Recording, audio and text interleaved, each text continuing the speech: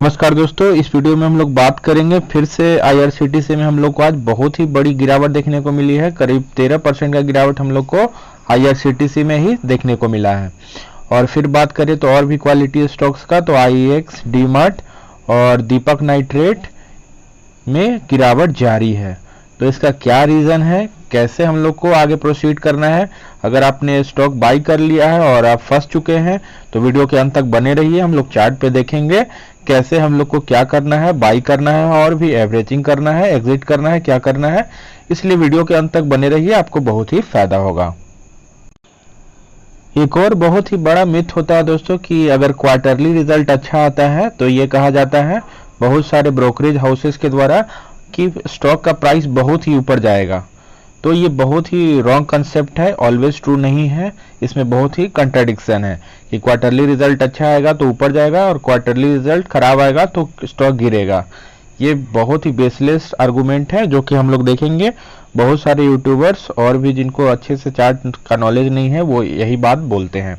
तो अभी हम लोग देखेंगे डीमार्ट का और आईएक्स का नतीजे बहुत ही शानदार आया है, लेकिन चार्ट पे हम लोग देख रहे हैं कि डेली इस पे हम लोग को गिरावट देखने को मिल रहा है। तो चलते हैं पहले एवेन्यू सुपरमार्ट्स या डीमार्ट का क्वार्टरली रिजल्ट को एनालाइज करके देखते हैं। देखिएगा दोस्तों, डीमार्ट का हम लोग सेल्स की बात करें तो जहां सितंबर 2020 में हम लोग को 5218 का सेल्स हम लोग को देखने को मिला था, वहीं हम लोग को सितंबर 2021 में 7650 करोड़ का हम लोग को सेल्स देखने को मिला। तो ये हम लोग को हाई इंक्रीज हम लोग को देखने को मिला है पिछले साल की तुलना में डीमार्ट के सेल्स में। वहीं हम लोग प्रॉफिट, नेट प्रॉफिट की बात करें तो जहां 211 करोड़ का नेट प्रॉफिट दर्ज किया था कंपनी ने, वहां 449 करोड़ का हम लोग को प्रॉफिट देखने को मिला है। क्वार्टरली रिजल्ट तो बहुत ही अच्छा आया है दोस्तों, लेकिन हम लोग देख रहे हैं कि स्टॉक में निरंतर गिरावट हो रही है। तो इसका क्या रीजन है? इसका यही रीजन है कि चार्ट पे डीमार्ट का शेयर उतना स्ट्रांग नहीं था। हम लोग पहले भी डिस्कस वीडियो में किए हैं, लेकिन बहुत सारे हम यूट्यूबर खुद देख रहे थे कि डीमार्ट बाई कीजिए, आईआरसीटीसी बाई कीजिए, ये रेजिस्टेंस तोड़ रहा है, इसको ये कर रहा है, वो कर रहा है, वो करके वो लोग बहुत सारे रिटेलर्स को फंसा चुके हैं।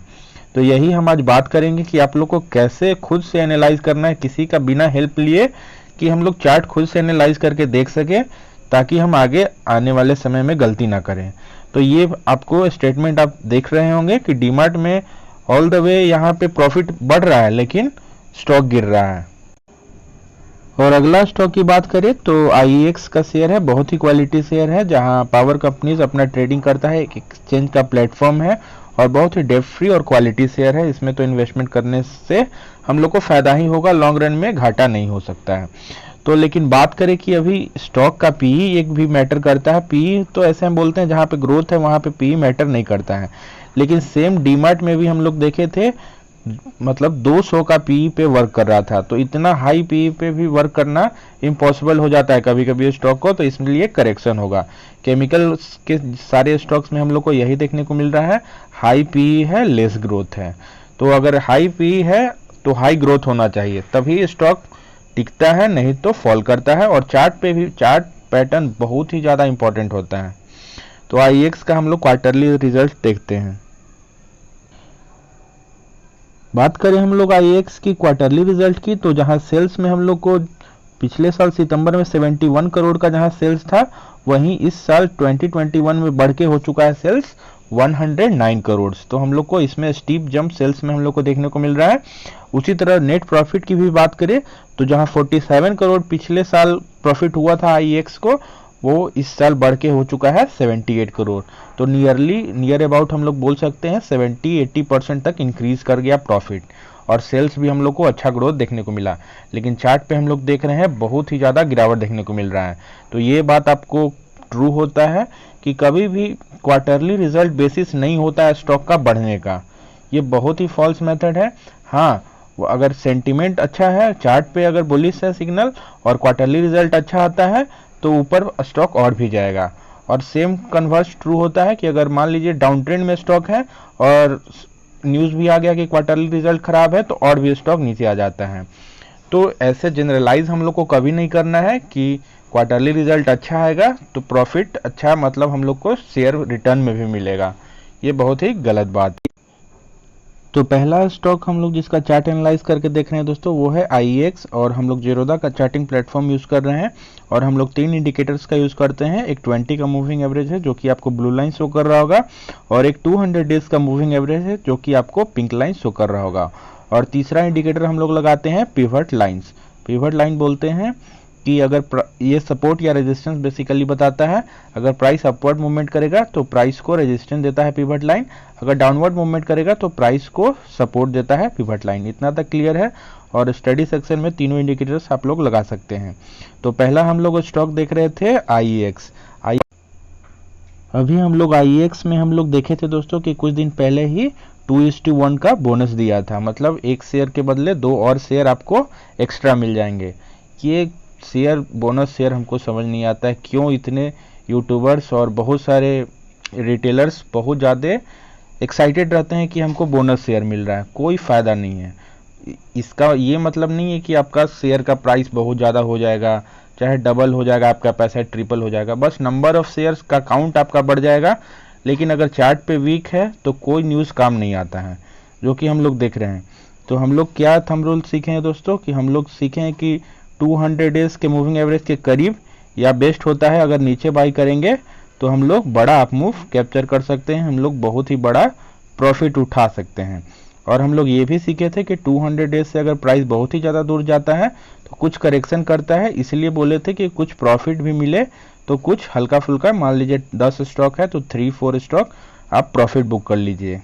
ये मेथड करिएगा तो आप लोग को लॉन्ग रन में बहुत ही ज़्यादा प्रॉफिट आप लोग को देखने को मिलेगा। तो बात करें हम लोग IEX की तो 200 डेज का मूविंग एवरेज ये है, 20 का लाइन ये है, और प्राइस हमारा यहाँ चल रहा था। इस पिवट से इसको रेजिस्टेंस मिलता है और प्राइस नीचे फॉल कर जाता है। इसी को बोलते हैं तीनों के बीच में स्पेस है। तो इसी को हम लोग सिखाते हैं कि स्पेस कॉन्सेप्ट है, मतलब अब कुछ प्रॉफिट बुकिंग आ सकता है। बड़े बड़े FIIs और DIIs क्या करते हैं दोस्तों, वो प्रॉफिट बुक करते हैं। वो यहाँ पे समाज सेवा करने के लिए तो आए नहीं है, उनको तो प्रॉफिट लेना है। तो इस कारण से इतना दूर तक वो स्टॉक को अगर मूव किए हैं तो कुछ प्रॉफिट भी बुक करेंगे। इसलिए हम लोग को भी सावधान होना चाहिए और कुछ प्रॉफिट पिवट इसलिए आपको दिखाया जा रहा है कि कुछ यहाँ पे आप रेजिस्टेंस पे आप प्रॉफिट बुक कर लीजिए। तो हम लोग IEX में देख रहे हैं कि प्राइस अब फॉल कर रहा है, तो अभी हम लोग को कोई बाय इनिशिएट नहीं करना है जब तक कि हम लोग 200 डेज के करीब ना प्राइस आ जाए। और यहाँ से मान लीजिए अगर प्राइस ऊपर जाता है, अगर 200 डेज के पास आता है तो और भी बेस्ट बात है। अगर मान लीजिए ऊपर से ही घूमने का प्रयास करता है और फिर से 20 का लाइन इंक्लाइंड होता है, तब हम लोग इसमें बाय इनिशिएट करेंगे। और हम लोग वीकली का भी चार्ट आपको दिखा देते हैं। वीकली पे भी आपको लॉन्ग टर्म ट्रेंड आपको देखने को मिलेगा। तो वीकली पे भी देखने को 200 डेज का तो लाइन आपको नहीं दिखेगा क्योंकि IEX का लिस्टिंग उतना पुराना नहीं है। तो लेकिन देखेंगे कि 20 का लाइन ये है और प्राइस यहाँ है, तो इसके बीच में भी बहुत बड़ा डिस्टेंस है। अगर 20 से बहुत ज़्यादा दूर चला जाता है प्राइस तो प्राइस फॉल करता है। तो same is the reason IEX fall कर रहा है। अब इसमें कुछ भी न्यूज़ आएगा इसको प्राइस ऊपर नहीं ले जा सकता है जब तक कि फिर से कंसोलिडेशन करके 200 डेज के पास आएगा और फिर से प्राइस ऊपर जाने का कोशिश करेगा। अगर यहाँ से भी कंसोलिडेट करके अगर 20 का लाइन फिर से मतलब हॉरिजॉन्टल होता है और मान लीजिए फॉल नहीं भी करता है तो एक रीज़न हो सकता है फिर से प्राइस ऊपर जाने का। लेकिन फिलहाल IEX में हम लोग को कोई बाय नहीं करना है और हम लोग को कभी भी डाउन ट्रेंड में एवरेजिंग नहीं करना है दोस्तों। जो हम लोग जानते हैं कि मान लीजिए एक दिन स्टॉक फॉल किया बाई किए, फिर अगला दिन फॉल किया फिर बाई किए, फिर अगला दिन फॉल किया बाई किए। इसी तरह से आप लोग -20% इस स्टॉक में चले जाइएगा और कभी रिकवर करने में आपको 1-2 साल का समय लग जाएगा, आप पैनिक कर जाइएगा। तो इस कारण से हम लोग को कभी भी डाउन ट्रेंड में एवरेजिंग नहीं करना है। और ये भी बात हम लोग को सिखाया जाता है बाई ऑन डिप्स, मतलब स्टॉक फॉल किया बाई कीजिए। अगर 5% फॉल किया 3% किया उस दिन हम लोग बोलते हैं आज बहुत ही अच्छा मौका है बाई करते हैं। ये बहुत ही रॉन्ग स्ट्रेटजी है दोस्तों। बाई ऑन डिप्स करते हैं हम लोग, लेकिन by on dips on up trend करते हैं, कभी भी by on dips on down trend नहीं करते हैं। अगर डाउन ट्रेंड में अगर आप एवरेजिंग कर दीजिएगा तो आप बहुत ज़्यादा निगेटिव में चले जाइएगा। इसलिए IEX में हम लोग अभी वेट एंड वॉच करेंगे। जिनके पास है वो होल्ड करे, क्वालिटी स्टॉक है, कोई डरने का बात नहीं है। करेक्शन होता है स्टॉक में, इसलिए पैनिक ना करे। अगला स्टॉक है दोस्तों डीमार्ट। डीमार्ट के बारे में भी सेम रीजन हम लोग देख रहे हैं। 200 डेज का लाइन ये था, 20 का लाइन ये था, प्राइस यहाँ था, तीनों के बीच में gap, profit booking, stock fall. यही रीज़न होता है। आप लोग मल्टीपल चार्ट जाके देख सकते हैं और कोई बात नहीं था। डीमार्ट बहुत दिन से अप ट्रेंड हम लोग को देखने को मिल रहा था। वीकली चार्ट पे भी हम लोग देख लेते हैं, तो वीकली चार्ट पे भी हम लोग को यही सेम रीज़न देखने को मिलेगा कि 20 का लाइन से बहुत ही दूर था, क्योंकि डीमार्ट में भी अभी 200 डेज का लाइन नहीं दिखेगा आपको वीकली पे, डेली पे दिखेगा लेकिन वीकली पे नहीं दिखेगा। तो 20 के लाइन से बहुत ही ज़्यादा दूर चल रहा था और यहाँ पे रेजिस्टेंस भी आपको दिख रहा था, तो वहाँ पे स्टॉक फॉल किया, वहाँ पे सेलर्स बैठे थे। तो इसलिए डीमार्ट में भी कोई इसमें क्वार्टरली रिजल्ट भी वर्क नहीं कर रहा है। अच्छा क्वार्टरली रिजल्ट के बाद भी स्टॉक फॉल कर रहा है। यहाँ पे बड़ा सा एलिफेंट कैंडल हम जो बोलते हैं वो बनने को देखने को मिला है और उसको इनगल्फ कर लिया है और पूरा डाउन ट्रेंड हम लोग को देखने को मिल रहा है। तो डीमार्ट फिलहाल हम लोग को कोई बाय नहीं करना है, ना एवरेज करना है, ना बाई हम लोग को करना है दोस्तों, ना एवरेज करना है। स्टॉक है पहले से तो वेट कीजिए, कोई दिक्कत नहीं है। डीमार्ट क्वालिटी स्टॉक है, बाउंस बैक करेगा, लेकिन फिलहाल अभी डाउन ट्रेंड में है। अगर मौका इसमें हम लोग को दिखेगा तो हम लोग अपने चैनल पे अपडेट करेंगे, लेकिन कभी भी ये नहीं कि आज फॉल किया 5% फिर अगला दिन 5%, ऐसे करते करते तो कभी कभी 30% भी स्टॉक फॉल कर सकता है। अभी हम लोग IRCTC से देखेंगे जहाँ पे स्टॉक 40% तक फॉल कर चुका है, तो क्या हम लोग बाई करते जाएंगे? तो चलते हैं हम लोग IRCTC के चार्ट पे। और अगला स्टॉक है दोस्तों IRCTC, मतलब बहुत ही क्वालिटी स्टॉक था लेकिन फॉल बहुत ही ज़्यादा कर चुका है। करीब करीब 40% के करीब स्टॉक अपने हाई से फॉल कर चुका है और सेम रीजन है। अब तो चीज़ें रिपीट हो रही है, आप भी अपना एनालिसिस किसी को बता सकते हैं। 200 डेज का लाइन ये है, 20 का लाइन ये है और प्राइस यहाँ जाता है, इस पिवट से टकराता है और प्राइस फॉल कर जाता है।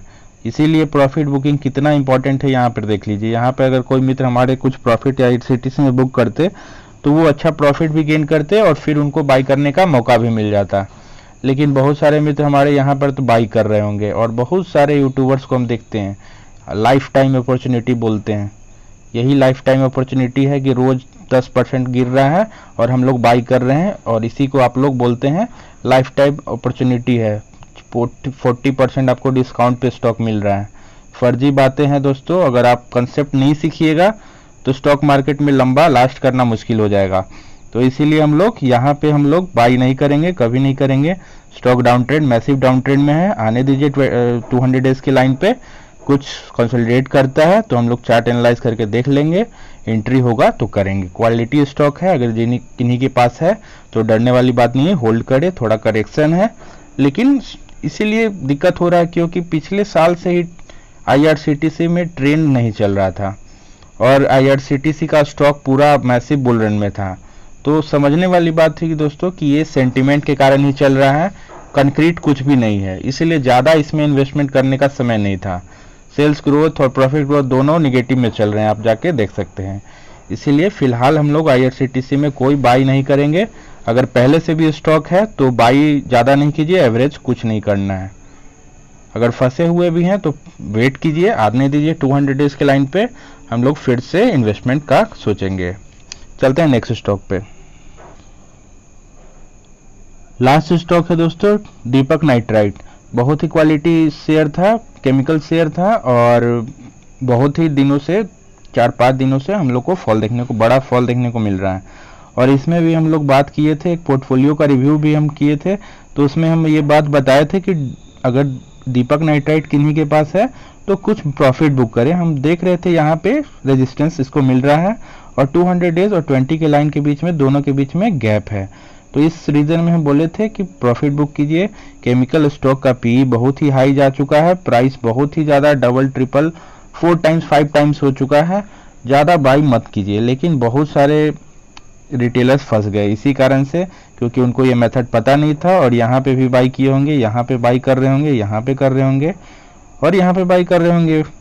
तो हम लोग को ये मेथड, जो हमारे व्यूअर्स है, कम से कम ये गलती नहीं कीजिए। कभी भी 200 डेज के बहुत ही ज़्यादा ऊपर खरीदिएगा तो 90% चांसेस है आप फंसिएगा। बहुत ही कम ही स्टॉक आप लोग को देखने को मिलेगा कि 200 डेज से बहुत ज़्यादा दूर था और फिर कंसोलिडेट करके ऊपर चला गया। एक स्टॉक का नाम भी बता देते हैं, टाटा एलेक्सी।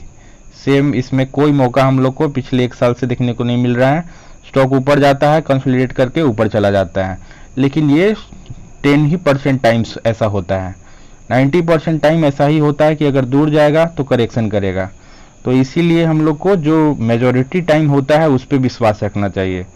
तो इसलिए दीपक नाइट्राइट में फिलहाल हम लोग कोई एंट्री नहीं लेंगे, क्योंकि प्राइस अभी डाउन ट्रेंड में है, हम लोग को पता नहीं है कि कहाँ है कि फॉल होगा। तो हम लोग पहले वेट करेंगे, 200 डेज के लाइन पे आता है, कुछ कंसोलिडेट करेगा, एंट्री बनेगा, चैनल पे अपडेट कर देंगे। तो दीपक नाइट्राइट में फिलहाल कोई एंट्री नहीं लेना है। अगर किन्हीं के पास है तो बाई नहीं करना है, होल्ड करें और कोई एवरेज ना करें। तो होप आप लोग को दोस्तों समझ में आ रहा होगा चीज़ें। टेक्निकल एनालिसिस बहुत ही ज़्यादा इंपॉर्टेंट है। फंडामेंटल एनालिसिस मात्र 30% टाइम वर्क करता है, सिर्फ आपको स्टॉक चुनने में मदद करता है फंडामेंटल एनालिसिस, और उसके बाद आपको मेन वर्क करेगा 70% of the time technical analysis. इसलिए टेक्निकल एनालिसिस पे कमांड करना होगा, तभी जाके आपको अच्छा रिटर्न और लॉन्ग टर्म तक आप शेयर मार्केट में टिक पाइएगा। तो वीडियो आपको अच्छा लग रहा होगा तो वीडियो को लाइक कीजिएगा, पहले चैनल को सब्सक्राइब कीजिए और अपने दोस्तों में शेयर कीजिए। चलिए।